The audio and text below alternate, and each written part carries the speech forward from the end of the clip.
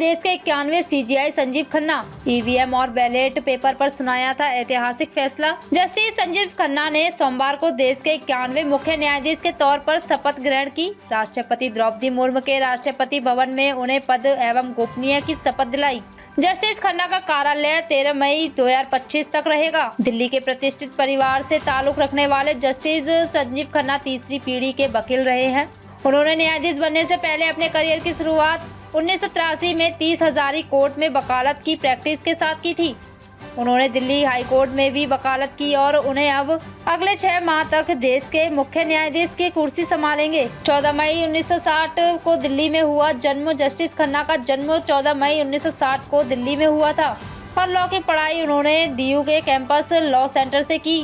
उन्हें 2004 में राष्ट्रीय राजधानी क्षेत्र के स्थायी वकील सिविल के रूप में नियुक्ति मिली और 2005 में दिल्ली हाई कोर्ट में एडहॉक जज बने।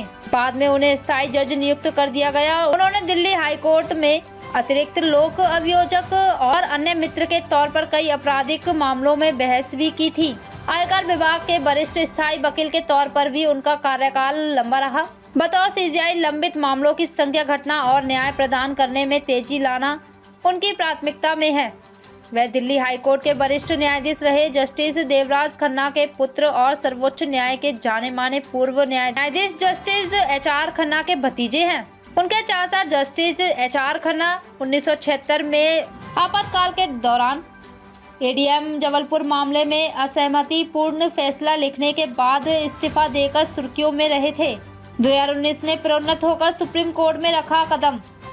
जस्टिस खन्ना को 18 जनवरी 2019 को कॉलेजियम की सिफारिश पर सुप्रीम कोर्ट में एलिवेट किया गया। सुप्रीम कोर्ट आने के बाद वे 17 जून 2023 से 2025 दिसंबर 2023 तक supreme court legal service committee के अध्यक्ष रहे। अभी नेशनल लीगल सर्विस अथॉरिटी के कार्यकारी अध्यक्ष और नेशनल जुडिशल अकेडमी भोपाल के गवर्निंग काउंसिल मेंबर हैं।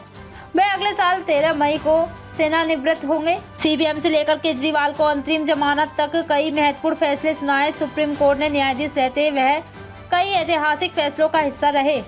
जस्टिस खन्ना की अध्यक्षता वाली पीठ ने 26 अप्रैल को सीबीएम में हेरफेर के संदेह को निराधार करार दिया।